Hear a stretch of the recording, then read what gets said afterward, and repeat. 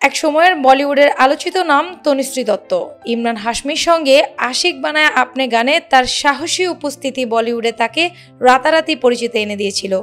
ঘনিষ্ঠ দৃশ্যে অনায়াস অভিনয়ের কারণে তিনি তখন হয়ে উঠেছিলেন সেক্স সিম্বল। তবে অল্প সময়ের জন্য রয়ে গিয়েছিলেন লাইমলাইটে।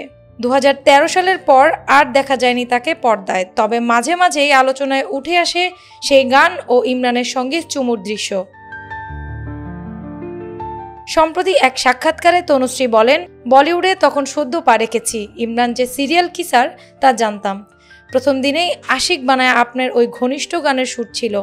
আমি দারুণ টেনশনে ছিলাম।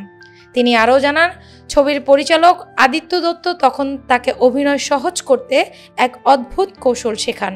তিনি বলেন, ইমরান যখন চুমু খাবে বা শরীরে হাত দেবে তখন ভেবে নিও সে তোমার ভাই, তোমরা শুধু খেলা করছো। উল্লেখ্য, 2005 সালে মুক্তি পাওয়া আশিক বানায় আপনে সিনেমাটি নির্মিত হয়েছিল 2001 সালে মুক্তি পাওয়া হলিউড ছবি ট্যাংলেট থেকে অনুপ্রাণিত হয়ে। এতে তনুশ্রী ও ইমরান ছাড়াও অভিনয় করেছেন সোনু সুদ, বিবেক বাসওয়ানি, জাবিন খান প্রমুখ। এই সিনেমায় অভিনয় করার পর ব্যাপক আলোচনা ও সমালোচনার সম্মুখীন হন তনুশ্রী দত্ত। এত আলোচনার পরও কয়েকটি ছবিতে অভিনয় করে হঠাৎই হারিয়ে যান তনুশ্রী।